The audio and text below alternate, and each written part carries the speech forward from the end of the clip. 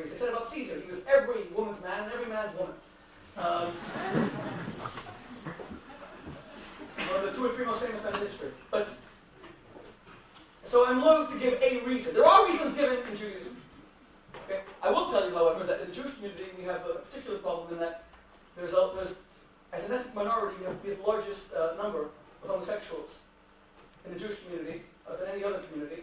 And this is causing a problem here in Britain because there aren't enough Jewish men for women that specifically want to marry within the community. There are about 10 Jews. It's a serious problem. But that's not, I wouldn't even offer that as a reason.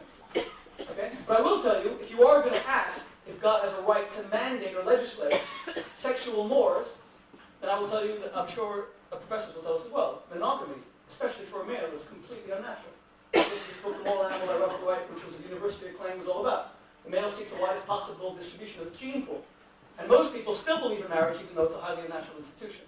Marriage is completely unnatural. And finally, on your question, that's why I think if you are going to vote in favor of the motion tonight, you have to focus on this.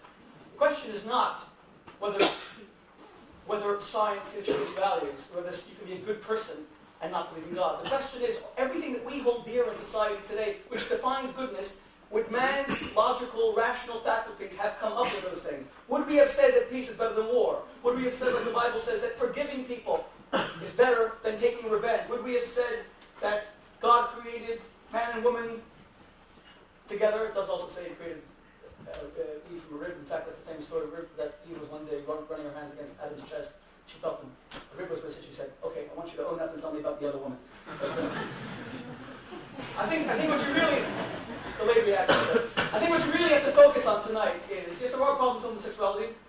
In the same way, I thank my scientific colleagues for being very honest tonight. There are problems in the religious community, absolutely. We want a humane Judaism, Christianity, Islam, Hinduism. But the real question is, what we define as goodness, would the mind have invented these of their own accord? I still have not heard a single shred of evidence or proof or argument from the scientific side saying that we would have come up with altruism as a result of the logical mind. I know that Richard Dawkins wrote a whole book about it, but did far better than any of my books, in orders of millions. So,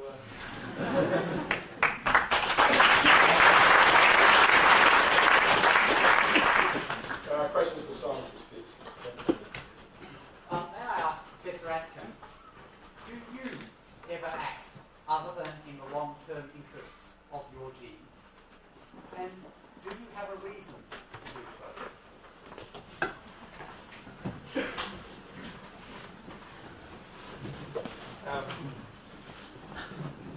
Since I intend to have no more children, yes. I do act independent of the long-term future of my genes. What was the second one? What? I've got to fill in life somehow.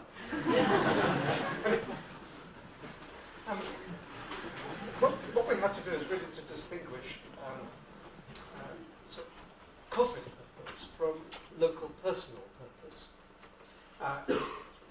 I believe that there is no cosmic purpose. I believe that because there is no God, there is just no reason on a cosmic scale of things of achieving anything. Everything will be gone in the end anyway. But I do believe very much in a local purpose, a personal purpose. That is of trying to fulfill one's abilities, trying to get pleasure from the world, and all the other things that drive one along. I don't know whether those are a consequence of my genes, or whether it's just a sheer wish to take pleasure from this extraordinary and wonderful world.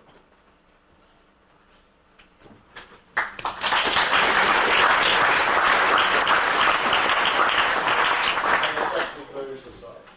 The lady at the back. I'd like to ask the first one, with all the technologies in the world, who can we trust to interpret God's vision, and how do we know we can trust them? Did everyone hear that question? The question is, with all the different religions in the world, who can we trust to interpret God's wishes, and how do we know? Well, you have to start from where you are, and you have to start from what you think is most disclosive of that transcendent reality, which is God.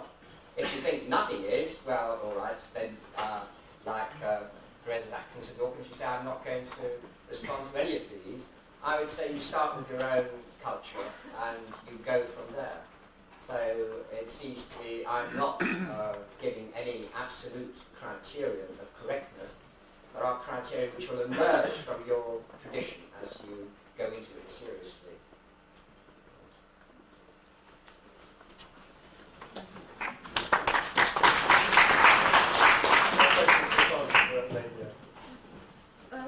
Professor Dawkins, you say that you hold Darwin's theory as truth, and even open the selfish gene with the comment that before Darwin, all answers to the question, what is the meaning of life, were just plain wrong.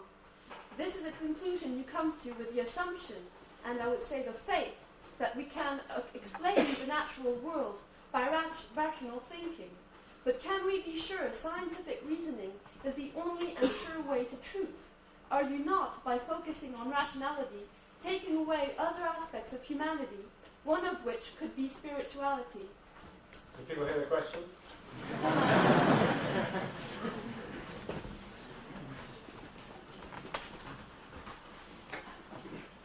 Scientific rationality works. If you act upon it, if you test predictions and they come out right, you have some reason to believe that the theory will come out right again. If you take your theory and you make instruments or engines or machines that are based upon those principles, they work. We have moved a long way out of medieval superstition. We now live in a world where if you lose your keys, you assume that they must be wherever you last left them. You've merely forgotten where they are. You don't assume that the devil has hidden them or a poltergeist has spirited them away. We now live in a world of reason, of common sense, and obviously I'm very glad that we do. Is it just a matter of blind faith, with every bit as unverifiable as religious faith? No, because one of them manifestly works. The scientific view of the world enables you to, for example, predict precisely when the next total eclipse of the sun will be. And you can go along and have a look, and that's when it will come. The scientific worldview has proved itself over and over and over again as something which works. If that's faith, then it's faith which is based upon evidence. The faith of religious people is not based on evidence. It's pride and joy that it's not based upon evidence. But the lack of it being based on, lack of its evidential support is held up as one of its greatest virtues. I think there is a really essential difference, and I think that it's actually rather pernicious to make the equation between religious faith on the one hand and scientific so-called faith on the other.